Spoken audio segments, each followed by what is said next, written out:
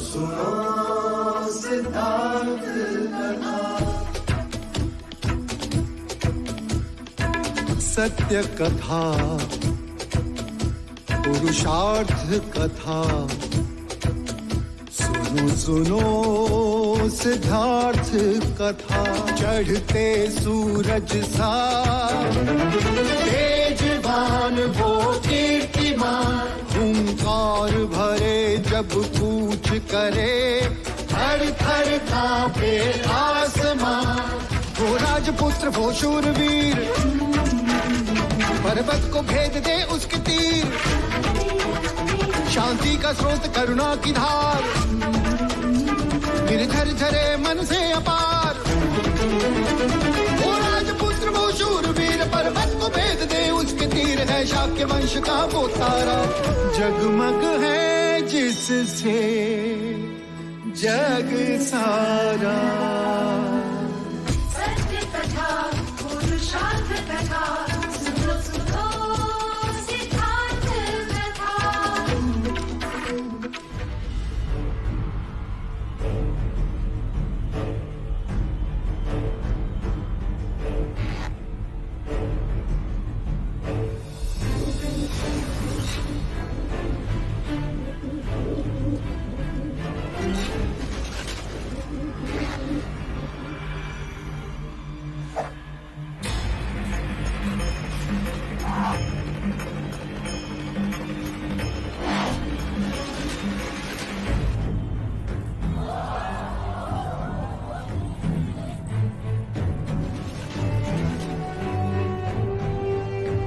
अब गुरुकुल के सर्वश्रेष्ठ धनुर्धर कुमार देवदत्त की परीक्षा होगी। कुमार देवदत्त की, कुमार देवदत्त की, कुमार देवदत्त की, कुमार देवदत्त की, कुमार देवदत्त की। देखना महादेव, देवदत्त चुटकी बजाते ही लक्ष्य भेद देगा। उससे श्रेष्ठ दूसरा धनुर्धर कोई है ही नहीं। हाँ, सुना है। अनुज अमितोधन बता रहे थे, उससे उत्तम कोई नहीं।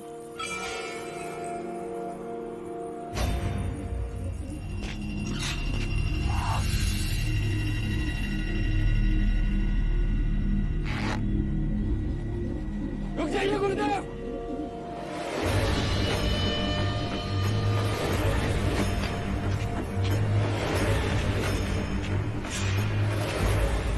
क्षमा गुरुदेव, परीक्षा के लिए क्या मूक पक्षियों को लक्ष्य बनाना उचित है? परीक्षा में धनुर्धर की योग्यता को परखना होता है। क्या युवराज के पास कोई और विधि है?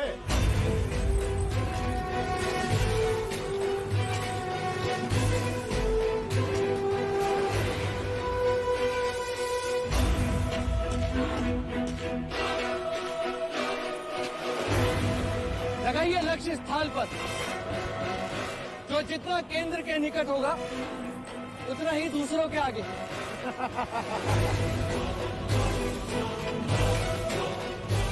युद्ध में थाल और कटोरों में बाण नहीं चलाते अनुज, रणभूमि में क्षत्रिय जीवन और मृत्यु पे खेलते हैं। अरे यदि उड़ते पक्षियों को नहीं मार सकते तो शत्रु तुम्हें मार देंगे। युद्ध रणभूमि में खेला जाता है जय, यहाँ नहीं, और वो भी अनिवार्य हो तब। यहाँ तो केवल परीक्षा के लिए निर्दोष पक्षियों को लक्ष्य बनाया जा रहा है, ये उचित नहीं। उपदेश साधु संत देते हैं, कहते रहे यहाँ तो केवल परीक्षा दी जाती है, भीरुता के व्यर्थ कारण नहीं।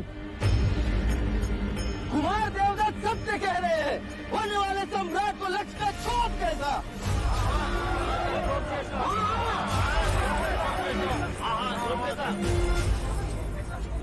युवराज, वैसे भी आपको शस्त्र विद्या में रुचि नहीं है। हम आपकी परीक्षा बाद में लेंगे।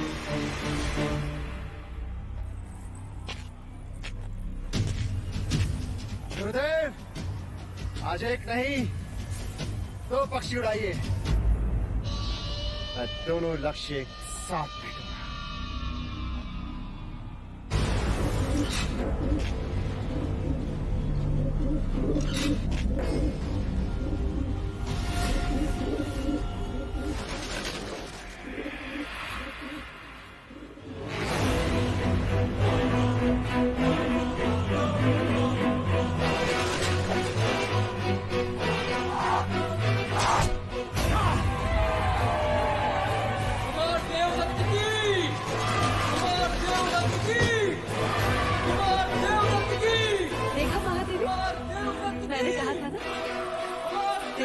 बड़ा धनुर्धर कोई है ही नहीं। देवदत्त की!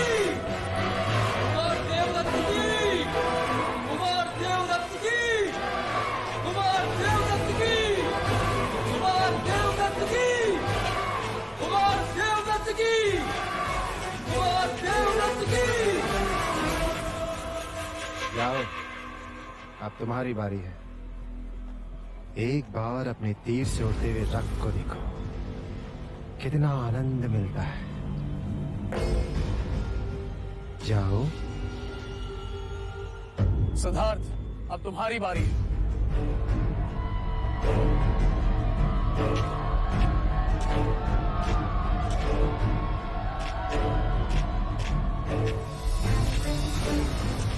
क्षमा करें गुरुदेव, मैं ये परीक्षा नहीं दे सकता।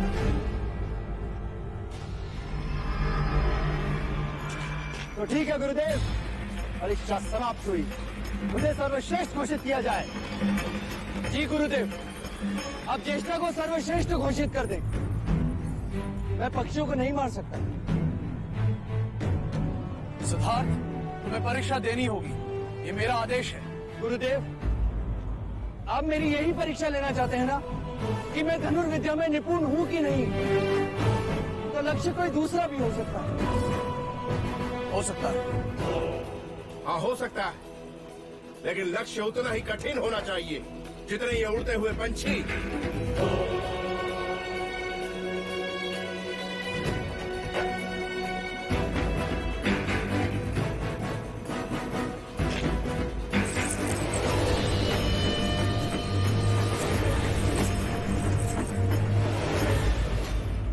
ज्येष्ठ, अब आप इसे अपनी पूरी शक्ति से ऊपर उछालिए। इतना ऊपर उछालिए कि ये मोती बिंदु के रूप में भी ना दिखाई दे। क्यों अपना उपहास कराने पे चले हो?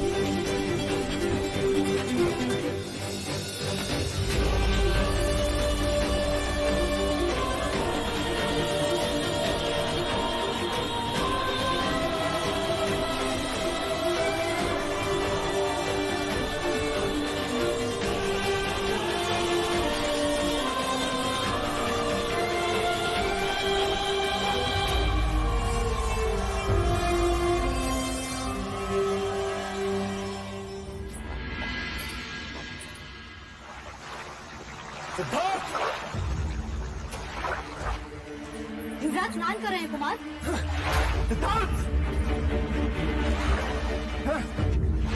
अपने आप श्रेष्ठ घोषित करवाना था तो अहिंसा का ढोंग क्यों किया?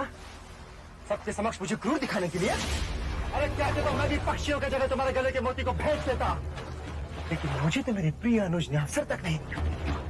इतना बड़ा कपट! ज्येष्ठ, मैंने तुम्हारे साथ कोई कपट नहीं किया, और तुम तो बचपन से जानते हो कि मैं पक्षियों को लक्ष्य बनाने का विरोधी हूँ। हाँ, तुम तो बड़े अहिंसावादी हो। अरे मत भूलो सिद्धार्थ, प्रत्यक्ष नहीं पर परोक्ष सहजत तुम भी हिंसा करते हो, लोगों की भावनाओं की हत्या करते हो तुम, हत्यारे हो तुम। याद रहे सिद्धार्थ, दंड युद्ध में तुम मेरे समक्ष होगे और वहां तुम्हें मुझसे युद्ध करना ही होगा। और ये दंड युद्ध ये सिद्ध करेगा कि कपिलवस्तु के गुरुकुल का सर्वश्रेष्ठ योद्धा कौन है।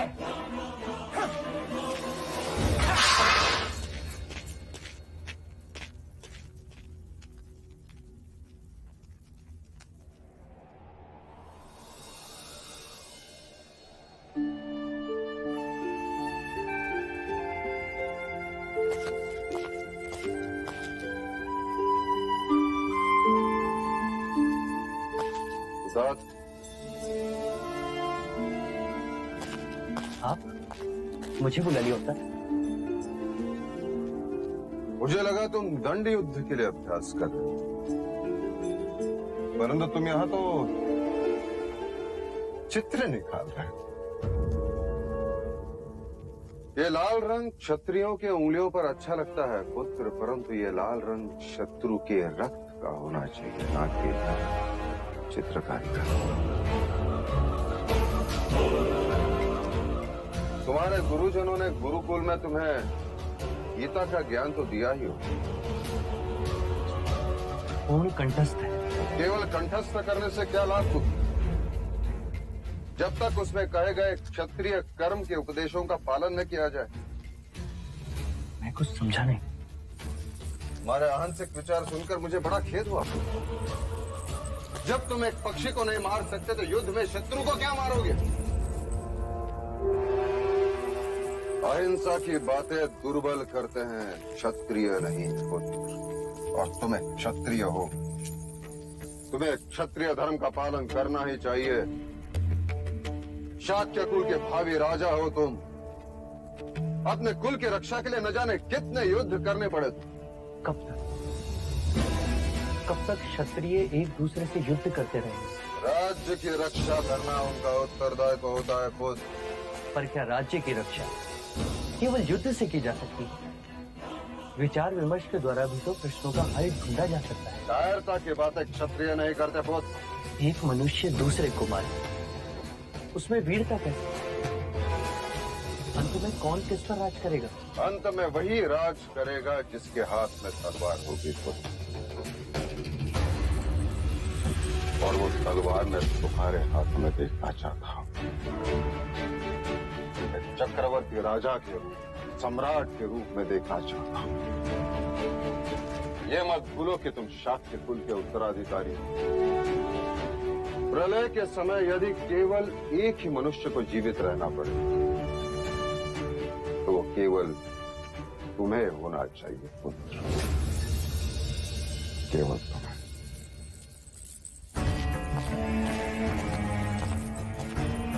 मैं गीता के उपदेश को समझता हूँ पिताजी, पर युद्ध के लिए कृष्ण का विराट स्वरूप आज भी मेरे लिए एक प्रश्न है।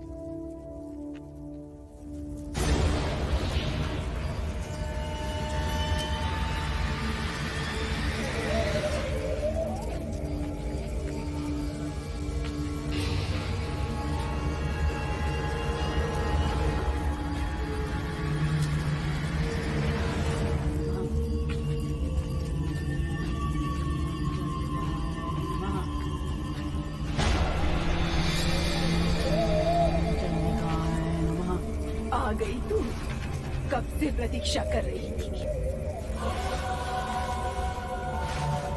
प्रणाम दादी। दादी, मंजली रानी आई हैं।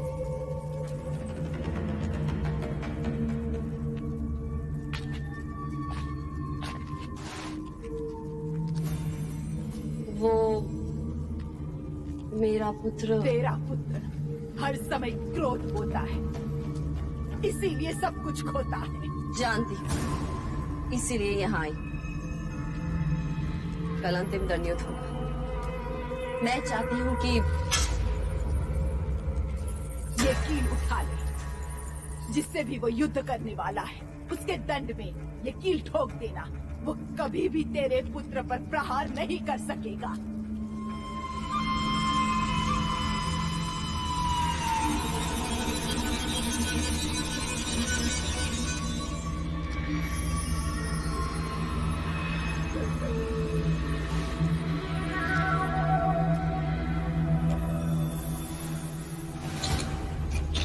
जा इसे। देने वाली को तू क्या देगी?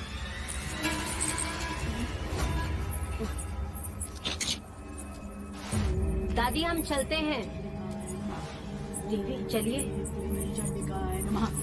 ओम ह्रीं क्लीं।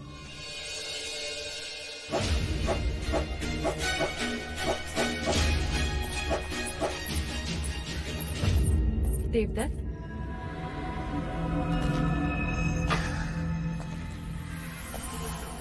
ये ले, तेरे लिए लाई। ये क्या है माँ? विजय श्री। एक माँ अपने पुत्र के लिए विजय लेकर आई है। अब सिद्धार्थ कभी भी तुझे दंड युद्ध में पराजित नहीं कर सकता। मैं कुछ समझा नहीं माँ। ये कील तुझे सिद्धार्थ के दंड में ठोकनी है। फिर देखना, वो तुझ पे प्रहार ही नहीं कर पाएगा। हो गई ना तेरी जीत निश्चित?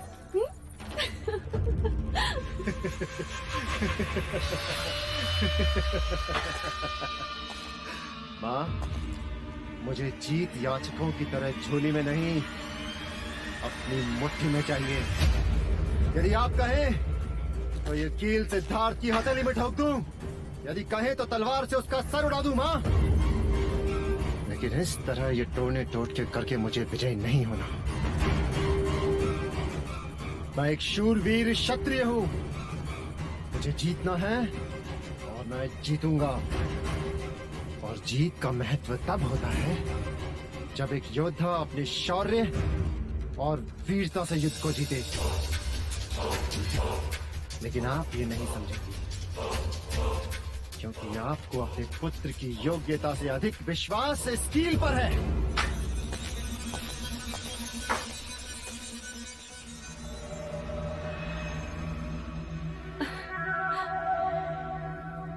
नादान कहीं का। अब चाहे कुछ भी हो जाए बेटा, विजय का मुकुट तो तेरे ही सर होगा। यशस्वी भव क्षत्रिय।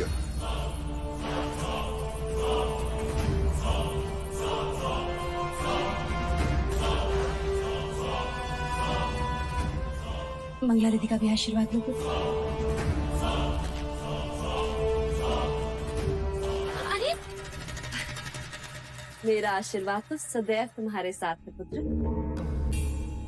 पर आज तो मैं तुम्हारे इस शस्त्र को भी आशीर्वाद देना चाहती हूँ।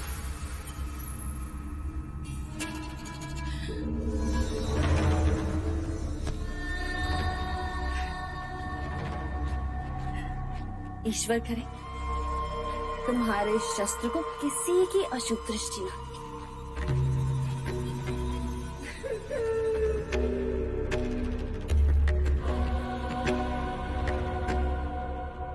ईश्वर तुम्हें देवदत्त का सामना करने की शक्ति दे।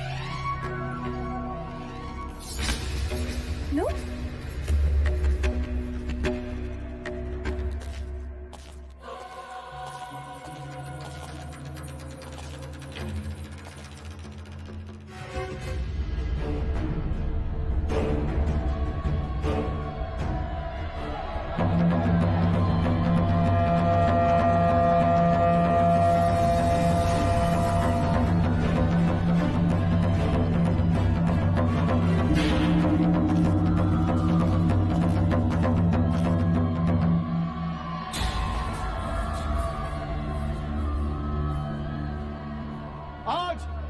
परीक्षा का अंतिम चरण ये निश्चित करेगा कि कपिलवस्तु के गुरुकुल का सर्वश्रेष्ठ योद्धा कौन है।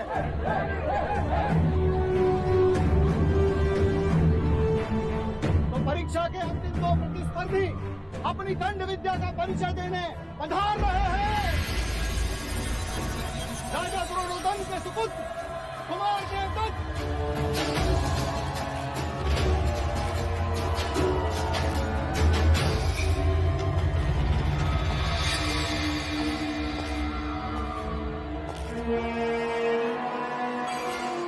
और महाराज शुद्धोधन के सुपुत्र और कपिलवस्तु के भावी सम्राट युवराज सिद्धार्थ दाता।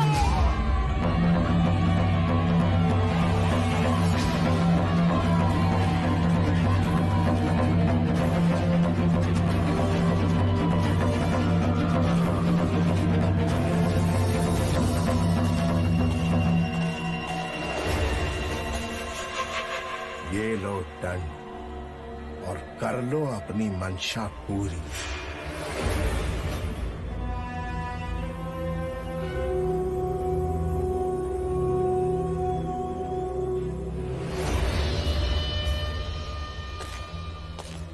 आज ये प्रमाणित कर दो कि तुम्हारे दंड और कृष्ण के सुदर्शन में कोई भेद नहीं। वो जब भी चला शक्ति के लिए चला। आज तुम्हारा ये दंड भी चलेगा तो शक्ति के लिए,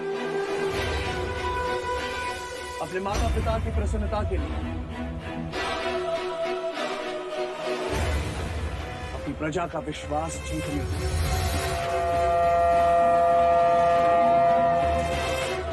जाओ विजयी।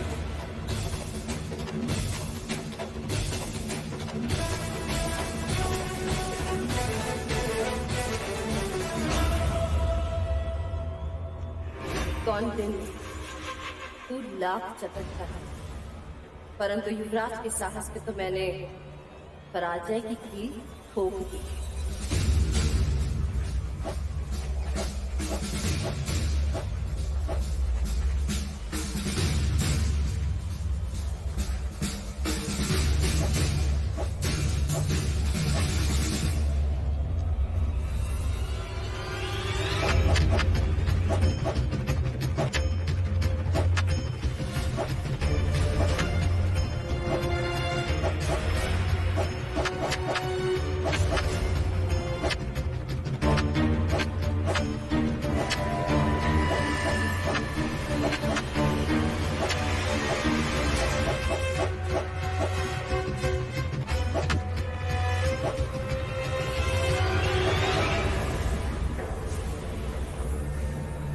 ये तुम्हारे युवराज प्रतिवार क्यों नहीं कर रहे? तुम्हारे युवराज मतलब? युवराज तुम्हारे भी तो हैं। हाँ, मेरे भी तो हैं।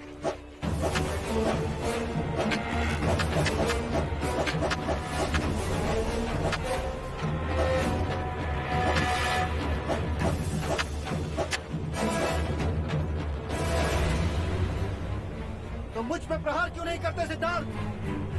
तुम जानते हो ज्येष्ठ, मैं तुम पर प्रहार नहीं कर सकता। मान सम्मान का तुम्हारा ये प्रपंच मैं समझता हूँ सिद्धार्थ, परंतु आज तुम्हें मुझसे युद्ध करना ही होगा। प्रहार करो मुझ पे सिद्धार्थ!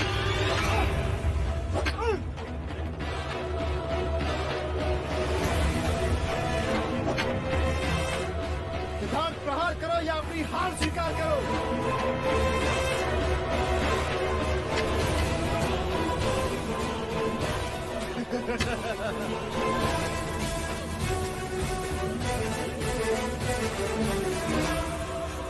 क्या कर रहे हो तुम?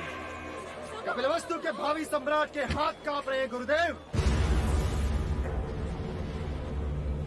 सिद्धार्थ, मैं ज्येष्ठ पर प्रहार नहीं कर सकता गुरुदेव। आचार्य कौंडिन्य, तो क्या मैं देवदत्त को कपिलवस्तु का सर्वश्रेष्ठ योद्धा घोषित कर दूं? नहीं, विजय भीख में नहीं चाहिए मुझे। तुम्हें प्रहार करना हो। ये युद्ध नहीं केवल एक परीक्षा है। गुरुदेव, मैं चाहकर भी हाथ नहीं उठा पाऊंगा। तुम सबके समक्ष ये स्वीकार करो, तुम कायर हो। मेरी प्रतिभा से भय लगता है तुम्हें। स्वीकार करो। सिद्धार्थ, अब तुम्हें किसी एक विकल्प का चयन करना है। या तो तुम्हें प्रहार करना है, या फिर आज के बाद आचार्य कौंडिन्य को भूल जाना है। मैं तुम्हारा गुरु नहीं और तुम मेरे शिष्य नहीं। गुरुदेव, यदि तुम इस परीक्षा में विजय न हुए तो मेरा सिखाया सब मिथ्य है। ना समझ पशु पक्षी भी समय आने पर चुनौती स्वीकार कर लड़ने को तैयार हो जाते हैं। तुम तो मनुष्य हो। मत भूलो, अतल वितल भूतल पर जन्म लेने वाली प्रत्येक आत्मा कर्म के अधीन है, कर्माधीन है। पर ज्येष्ठ, इतने भावनाशील मत बनो सिद्धार्थ। केवल अपना कर्म करो। याद रखो, बादल का मूल्य वर्षा से, पेड़ का मूल्य फल से, तलवार का मूल्य धार से, उसी तरह एक क्षत्रिय का मूल्य प्रतिभावान योद्धा बनने से।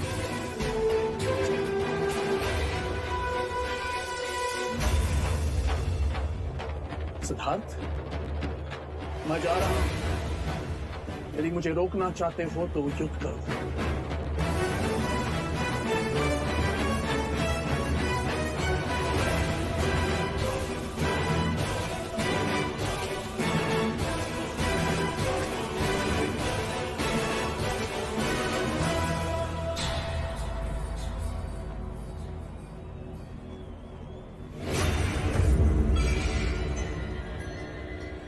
अतल वितल भूतल पर जन्म लेने वाली प्रत्येक आत्मा कर्म के अधीन है, कर्माधीन है।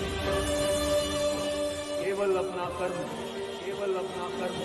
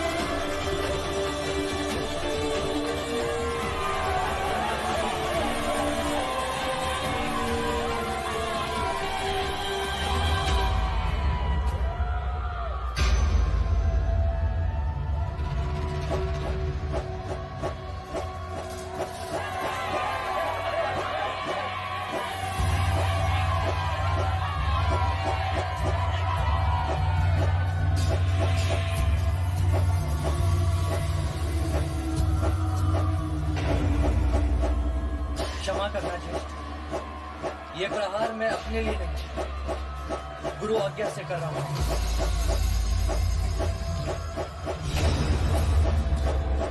पहला प्रहार गुरु के लिए,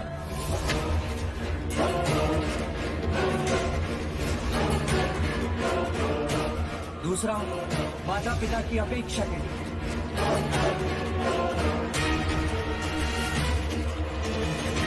तीसरा प्रजा का विश्वास पाने के लिए,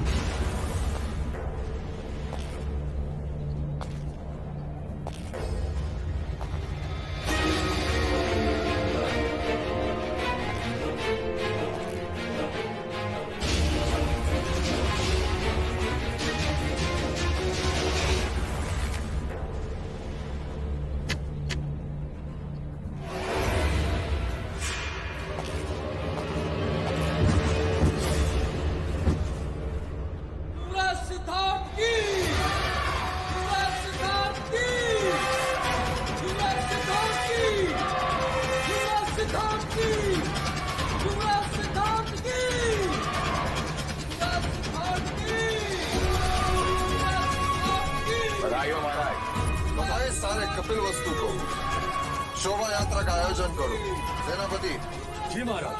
ऐसा कुछ करो कि शाक्यों के राजकुमारों की कीर्ति मगध और कौशल राज तक पहुंचे। युवराज सिद्धार्थ की, युवराज सिद्धार्थ की, युवराज सिद्धार्थ की, युवराज सिद्धार्थ की, युवराज सिद्धार्थ की, युवराज सिद्धार्थ की, युवराज सिद्धार्थ की।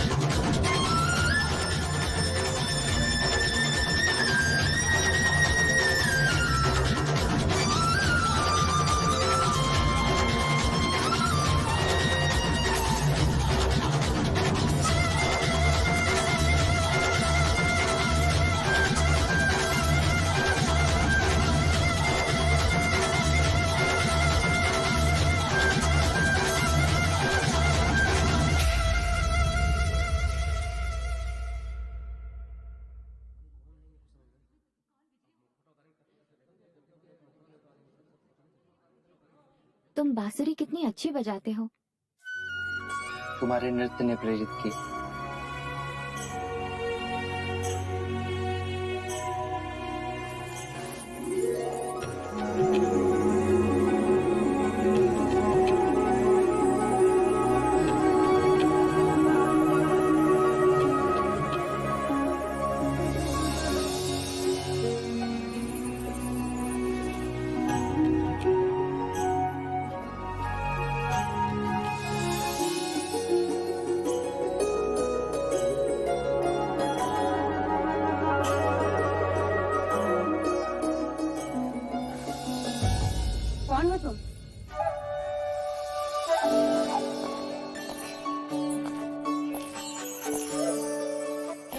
प्रश्न के उत्तर में मैं आपसे एक प्रश्न कर सकती हूँ महादेवी? मैं आपको क्या कहकर पुकारूं? मामी या बुआ? यशोधरा, यशोधरा,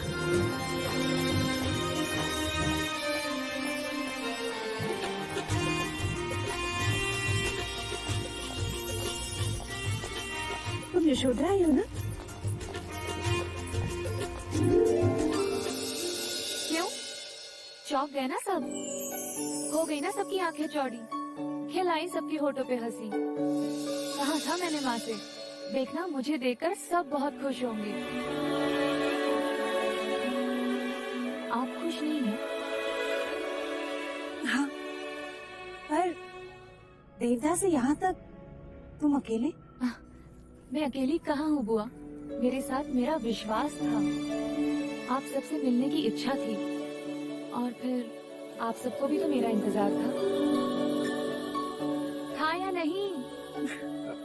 हाँ, किंतु महाराज दंडपाणी ने तुम्हें रोका नहीं? होते तो रोकते ना मजले मामा, वो तो वैशाली गए हैं। और माँ? माँ सासे वहाँ देवदा में ले रही हैं, पर उनका मन यहाँ कपिल वस्तु में घूम रहा है। तुम्हें इस तरह अकेले नहीं आना चाहिए था।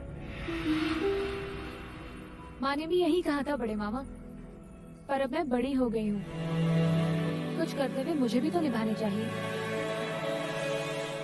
कर्तव्य? कैसे कर्तव्य?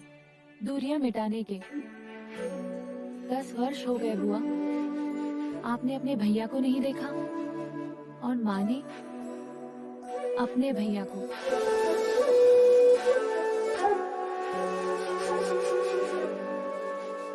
तुम्हारे रूप में मुझे अमिता दिखाई दे रही, और तुम्हारे शब्दों में उसे सुन रही। मैंने तो कह दिया था माँ से कि मुझे जाने दो, मामा और पिताजी के बीच जो भी अनबन हो, पर मैं बन बन करके संबंध बनाकर ही वापस आऊंगी।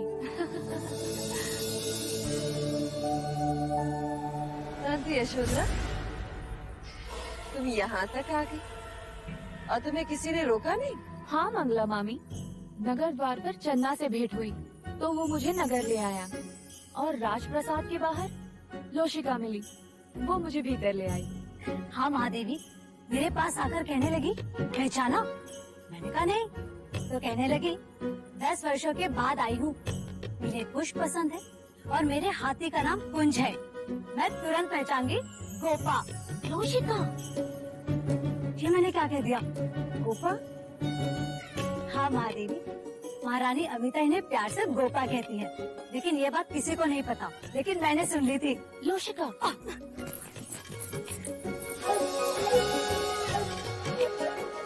गोपा, अच्छा ना। कपिल वस्तु में तुम्हारा स्वागत है गोपा।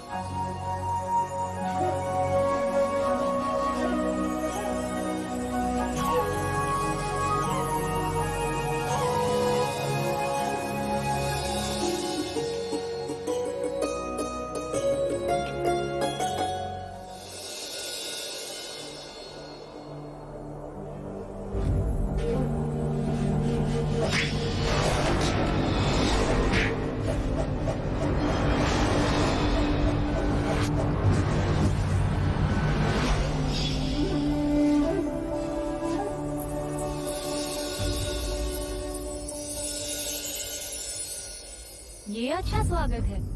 शास्त्र कहते हैं अतिथि देवो भव, पर यहाँ तो विपरीत है। ये अतिथि अपने अतिथि को ढूंढते ढूंढते थक गई। मुझे लगा तुम अभी भी सबसे मिलने में व्यस्त हो। सबसे मिलनी? केवल तुम शेष हो। ज्येष्ठा से मिली? हाँ, वो भी पराजय पर बहुत क्रोधित है। जानता हूँ, वो अपनी पराजय को सहज स्वीकार नहीं कर सकते।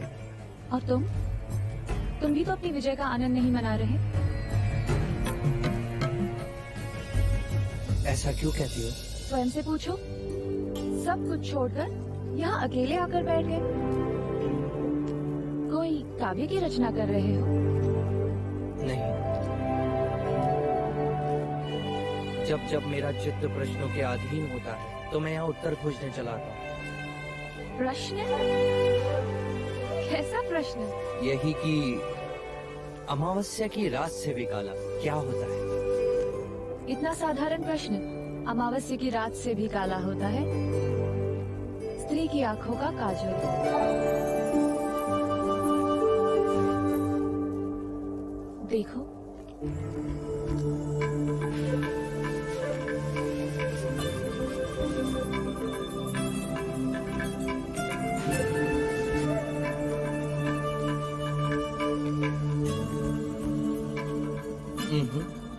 कलंक। अब बताओ, जल से पता क्या होता है? प्रेम। सच कहा ना मैंने? ज्ञान। जल से पतला ज्ञान होता है शुद्धरा। अब एक प्रश्न मैं करूं? हाँ हाँ, पूछो ना। तुम केवल अच्छी बांसुरी बजाते हो या सिखा भी सकते हो? तुम चाहो तो सिखा भी सकता हूँ। कहते हैं ज्ञान और खुशियाँ बांटने से बढ़ती हैं यशोधरा। गोपा, गोपा अच्छा नाम है ना? पहले एक सुर सीखी, केवल फूको इस तरह।